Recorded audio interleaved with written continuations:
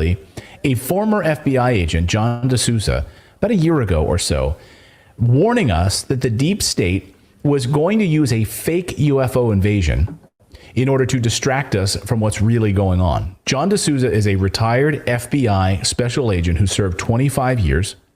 He worked on counterterrorism and paranormal cases specifically. In fact, he had a top secret security clearance during his FBI career. He literally was the one that collected X-Files that were used in the show X-Files. Like, that's what his job was. He warned us that politicians are going to start talking about UFOs. They're going to start talking about unexplained objects and trying to drum up fear, as he said, about a fake UFO invasion. He said this almost a year ago. Watch him, FBI, basically lay out their playbook. Watch. They're going to have to do something else. And I think fake alien invasion is one of the main things they have ready. And here's one of the keys to understanding fake alien invasion is that our military, for instance, our military industrial complex is so large, so huge, it's larger than many countries. There's segments of the Pentagon that I refer to as the dark Pentagon.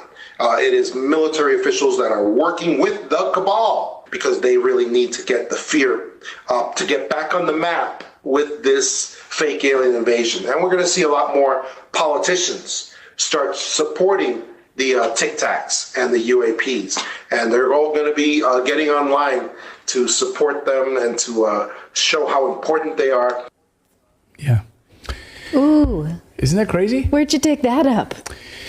Well, I know these guys. And so it's just like, I know that this has been talked about in these circles. Like, they're going to use this as an example. Yeah. And it's amazing to see how they're literally laying out this playbook. But what's amazing is this the playbook that we're seeing right now unfold? Who knows? But guys, this has all happened before. Almost precisely, exactly how this is laying out has happened before. Just 2 days after the attack on Pearl Harbor, unsubstantiated reports suddenly started proliferating all over the New York area about approaching aircraft that were coming in. It caused a minor invasion panic. People were freaking out. Stocks plummeted across New York City. So the stock market plummeted. People were freaking out. Where did those reports come from? We don't know. It didn't matter because it had the desired effect. People were freaking out about it. And that night, President Roosevelt led his fireside chat, famous fireside chats that he used to do. And he told Americans that we're declaring war on Japan. So, hey, all that fear that you had today, yeah, don't worry. That anxiety, we're going to go to war with Japan. So don't you worry about it. Then a few weeks later in February of 1942, to keep the heat on the war, rhetoric for the American public, so we didn't forget about Pearl Harbor, we needed to keep this, fire going, right? The U.S. government suddenly released a ton of weather balloons. Sound familiar? And they did this over Los Angeles. And they were all designed basically to look like incoming attacking UFOs or aircraft. Like, what is descending suddenly on Los Angeles? Searchlights lit up the sky. Air raid sirens blared over Los Angeles. Anti-aircraft fire. This was the scene. Here it is. This was the Battle of Los Angeles, it became known. Everyone freaked out just as they planned. Wow, look at all those crazy objects. Is that Japan about to attack us? Mr. President, can you protect us from the evildoers, the invaders?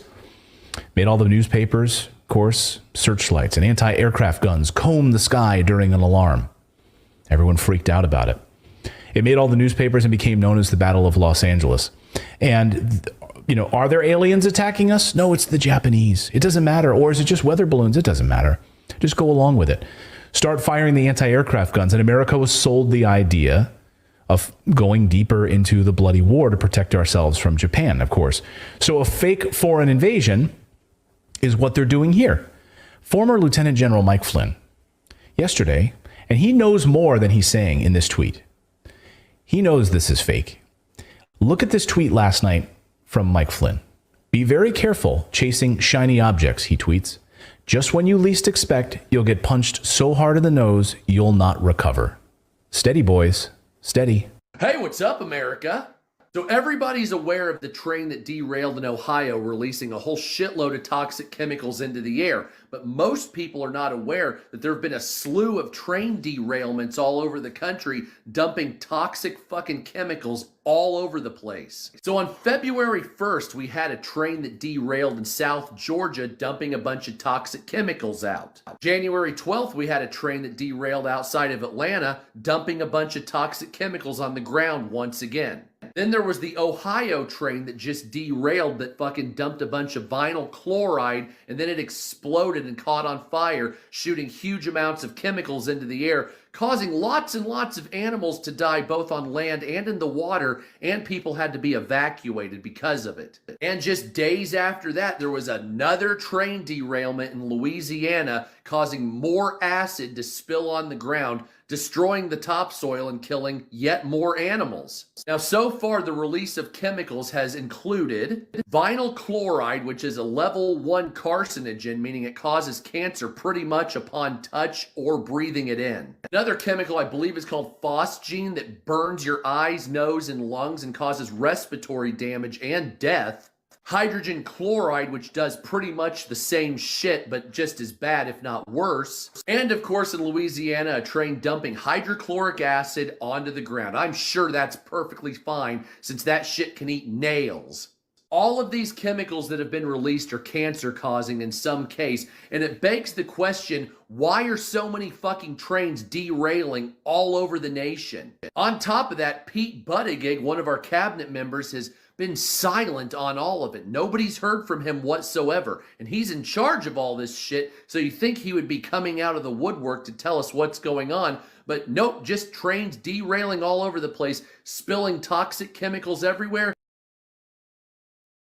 While everybody's distracted with the train derailments and the UFO sightings and everything else that's going on in the world, just want y'all to know, Jeffrey Epstein's flight log got released. Yeah. Boom. That guy right there is on there a lot. There's some more actors. Some other times they were together. They obviously... Türkiye'ye gelen her Amerikan büyükelçisi, ben Türkiye'de nasıl darbe yaparım, darbe yaptığım telaşı içerisindedir. Evet. Türkiye'nin temel bir talihsizliğidir. Her Amerikan büyükelçisinin Türkiye'de acaba ben ne yaparım, ne yaptırırım? Ve Türkiye'ye nasıl zarar veririm? Babalarıma nasıl yaranırım? Dertleri budur. Bütün Türkiye'nin yıllardan beri en önemli talihsizliklerinden bir tanesi budur. Hep de bu olmuştur. Diğer büyükelçileri toplar, fıs. Onlara akıl vermeye çalışır. Avrupa'da da aynısını yapıyorlar ya.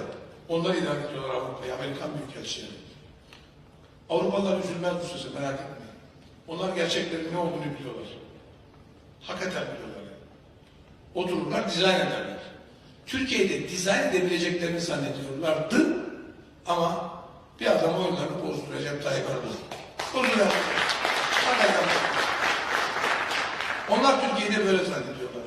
Oturacaklar, fıs oyun kuracaklar, tezgah kuracaklar. Amerikan Büyükelçisi'ne buradan söylüyorum. Hangi gazetecileri yazdırdığını biliyorum. Pis ellerini Türkiye'nin üzerinden çek. Çok net. Pis ellerini Türkiye'nin üzerinden çek. Neleri yaptırdığınızı, hangi adımları attırdığınızı, Türkiye'yi nasıl karıştırmak istediğinizi net bir şekilde biliyoruz. O pis ellerinizi, o maskeli, sırtan yüzlerinizi Türkiye'nin üzerinden çekiniz. Bu kadar aşırı.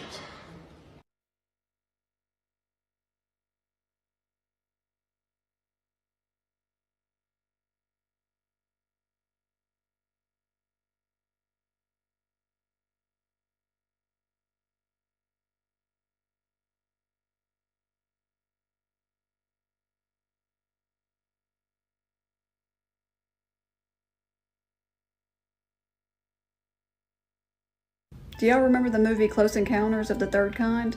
You know, that one? In the movie, the Army cleared an area for a secret UFO landing with the cover story of a train derailment that spilled toxic nerve gas in the area.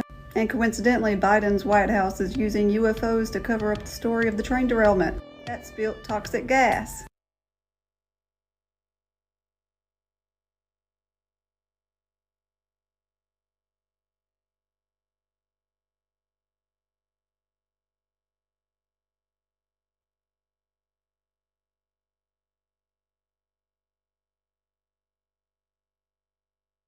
the Seymour Hersh article being released that, whether you believe it or not, the Russians now believe it, that this was a blatant declaration of war. Okay, this is hybrid warfare. You don't blow up a $20 billion piece of critical infrastructure without that having direct consequences. It's one thing to be party to the conflict in Ukraine and having our tentacles run as deep as we do there and deeper every day, guys. But now they have an excuse to activate DEF CON, and everybody's oblivious. Everybody's just stupefied, looking up in the sky. What is that? You know, it's like Dawn of the Dead, or not Dawn of the Dead. It was the movie Day of the Dead. One of the tricks that they used to keep the zombies controlled while they went in to scavenge and loot a place was they'd get one guy to just shoot off a bunch of fireworks, so all the zombies just sat there looking up in the sky stupefied while they would go in and, you know, clean off the shelves. And I think that's kind of what is going on right now. They're creating a bit of a diversion so that they can discreetly escalate the DEF CON level. Now, if this was not the case, if it's the case that all these things are penetrating our airspace and we're only now realizing it, that shows that we are wholly incompetent at defending our airspace, and all of this Top Gun, Hollywood, American exceptionalism business where we think we're the most powerful military in the world and we're impenetrable, we're impregnable, as Mike Tyson would say. It's all BS, and we are in fact far more vulnerable than a lot of people understand. It's not just, anything that comes into our giant airspace that we see it right away. It could in fact be that maybe we got caught slipping. And this brings me to explanation number 2. Explanation number 2, which in some people's minds is the most plausible, not mine. I think we're at a higher DEF CON level. They think that we underreacted, that is, our government underreacted to the original balloon incident, and now they're trying to make up for it by overreacting. This is a typical way that the government does things. First, they sleep on something, they underreact, the situation gets out of control, and then they try to make up for it by overreacting and just getting trigger happy and shooting down everything left and right for political purposes. That may well be the case. Explanation number 3 is that this is a wag the dog type situation, and they're trying to get us focused on something while you have all of these other fiascos and controversies and FBI, Biden, Nord Stream, all this other stuff unfolding right now. This is a great way to just get people focused, attention away from what the other hand is doing. Okay, so that may well be the case as well. But for me, the proof that this is definitely a misdirection or a distraction, a diversion, whether it is just to cover up for some other controversy or for DEF CON, it's the fact that they're not being explicit. There is no good reason why they couldn't tell you what they shot down, because they would know what they shot down.